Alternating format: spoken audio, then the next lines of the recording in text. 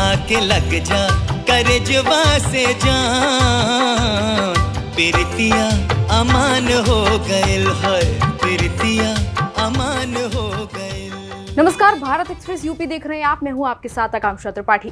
Bhojpuri cinema में एक बार फिर से कहानी, भावनाओं और मिट्टी की खुशबू लौट आई है और इस बार वो खुशबू लौट कर आई है बनारस की गलियों से। जी हां, हम बात कर रहे हैं उस फिल्म की जो आज के दौर में अपनी रूहानी जड़ों से जुड़ी हुई है। फिल्म का नाम है कवन कसूर। तो तू का चाहता रहा? सब कुछ जानला के बाद भी रिश्ता के जोड़ दिया जाए। नमस्कार नमस्कार, आए विक्रम भैया आई गईले दुल्हा दामाद। कवन कसूर एक ऐसा सवाल है, एक ऐसी कहानी है जो हर मोड़ पर उठता है। फिल्म को लेकर हमारे संवाददाता ने फिल्म निर्देशक राधेश्याम राय से बातचीत की। उन्होंने बताया कि इस फिल्म के पीछे, बनाने के पीछे उनके कारण क्या थे, क्या उनका मन में चल रहा था, किस तरीके से उन्होंने सोचा और इस फिल्म को बनाया। हालांकि जिस तरीके से उन्होंने बातचीत में बताया कि ये फिल्म भोजपुरी सिनेमा को एक अलग पहचान देने वाली है, वैसा ही इसका ट्रेलर भी देखने को मिला है। उन्होंने हमारे संवाददाता से इस फिल्म को लेकर बातचीत की, क्या कुछ कहा आपको सुनवाते हैं। वाराणसी में बहुचर्चित भोजपुरी फिल्म कौन कसूर का आज ट्रेलर लॉन्च हुआ। इस अवसर पर हमारे साथ बातचीत के लिए फिल्म के डायरेक्टर राधेश्याम राय जी हैं। बातचीत कर लेते हैं, जान लेते हैं कैसी फिल्म है और क्या खास है इस फिल्म में। सर, कितना खास है इस फिल्म में?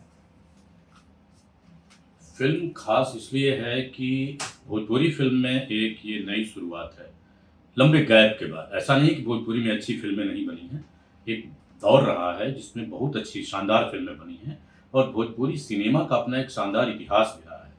लेकिन दुर्भाग्य ये है कि पिछले 2-3 दशकों से जो फिल्में भोजपुरी में दर्शकों के सामने आ रही हैं, वो देख करके दर्शकों का सिर शर्म से झुक जाता है, खासतौर से भोजपुरी भाषी लोगों का। पूरी फिल्म क्राफ्ट को, भोजपुरी फिल्म को लांछित किया गया, कलंकित किया गया जानबूझकर कुछ प्रोड्यूसर्स को अपनी जेब भरने के लिए। इसलिए हम लोग चूंकि उसी समाज से आते हैं, भोजपुरी भाषी क्षेत्र से आते हैं, उसी संस्कृति में पले बड़े हैं, तो यह हमारी जिम्मेदारी थी कि हम लोग सही अर्थों में फिल्म बनाएं, एक अच्छी फिल्म बनाएं। सर, खास तौर पे देखा जाता है कि तमाम भोजपुरी फिल्में लॉन्च हो रही हैं, बड़े बड़े स्टार्स हैं उसमें।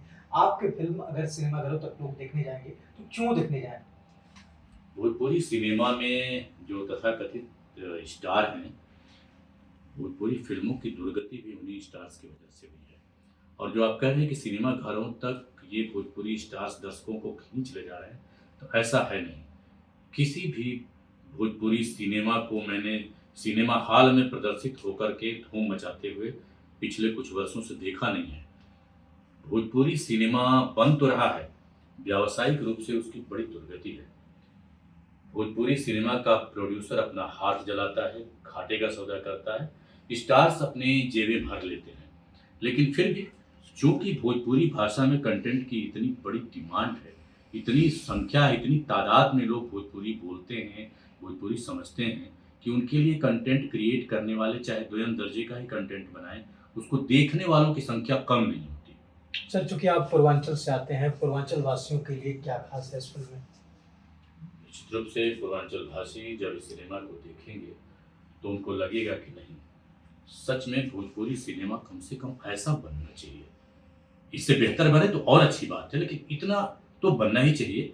उनको फिर से एक बार अपनी जमीन की मिट्टी की खुशबू, अपने समाज में जो चलने वाला संगीत, सुने जाने वाला संगीत, तीज त्योहारों, शादी विवाह में जो बहनें माताएं जो गीत गाती हैं, वो भोजपुरी सिनेमा में दिखता नहीं है। उसकी बहुत भोंडी नकल दिखती है, ढांक ढूंक करके म्यूजिक होता है। मतलब म्यूजिक के नाम पे मजाक होता है। कोई भी नौसिखिया कीबोर्ड उठाता है, टीप टाप करके, उनकी भाषा में टीप टाप करके भोजपुरी फिल्म का म्यूजिक बना देता है।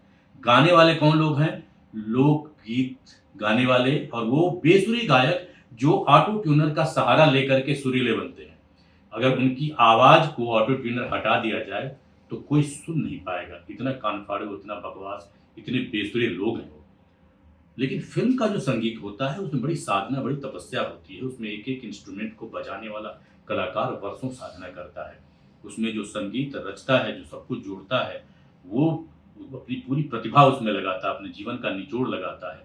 जो गीतकार लिखता है उसके बोल, वो वर्षों की साधना होती है उसकी साहित्य में, तब वो गीत के बोल लिख पाता है। तो इसलिए ये सारी चीज़ें जो हैं, इसको जब भोजपुरी दर्शक देखेगा, सुनेगा, तो इसको एक नया एहसास, एक फ्रेश फीलिंग होगी। चूँकि सर आपने भी कई फिल्मों को बनाया है, देखा है, इस फिल्म में क्या खास देखते हैं, और जब कलाकारों का चयन किया जा रहा था तो आप किस तरह से देखते थे इसको, कैसे किन कलाकारों को लेना है, क्या करना है, इसमें किस तरह की बारीकी रखी गई थी? देखिए, मैंने राजीव भाई ने ये जो परिकल्पना की थी बहुत पहले कर ली थी। तो कलाकार ऑलमोस्ट हमारे साथ के ही लोग हैं जो हमारे साथ काम कर चुके हैं। एक बात का ध्यान रखा गया कि हमको वो लोग नहीं लेने जिनको लोग पहले से ही भोंडा साबित कर चुके हैं, कम से कम इस बेल्ट के लोग। तो इसीलिए हमने ये फ्रेश चेहरे रखे हैं। हाँ, गुंजन पंत है, काफ़ी काम किया उन्होंने भोजपुरी में भी, तो वो एक ज़रूर है, लेकिन बाकी हमारे फ्रेश चेहरे हैं।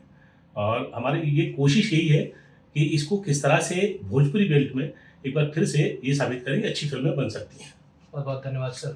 धन्यवाद। तो कवन कसूर के माध्यम से एक बार फिर भोजपुरी जगत में जो लोग हैं, जो भोजपुरी को पसंद करते हैं, वो किस तरह से एक बार फिर से भोजपुरी फिल्मों की तरफ अपना रुझान करें, इसको लेकर ये फिल्म बनाई गई है। और डायरेक्टर्स का दावा है कि ये फिल्म इस बार धूम मचाने वाली है। माँ, बाबूजी, क्या है वो? हमारे ब्याह कर देली। किसने लिया इतना बड़ा फैसला? हम ले लिए। क्यों किया? आप जानते हैं प्रशांत मेरी जिंदगी है, इससे अच्छा तो मैं अपने आप को मार देती हूँ। तो आप भी तैयार हो जाइए एक ऐसी कहानी के लिए जो कि दिल को छूती है और सोच को भी झकझोर कर रख देती है। कवन कसूर का ट्रेलर आपको कैसा लगा हमें ज़रूर बताइएगा, और इसी तरह की तमाम और जानकारियों के लिए, तमाम और अपडेट्स के लिए देखते रहिए भारत एक्सप्रेस यूपी। नमस्कार। अरे बैलगाड़ी चलाओ तो निकाले, आगे चले साला।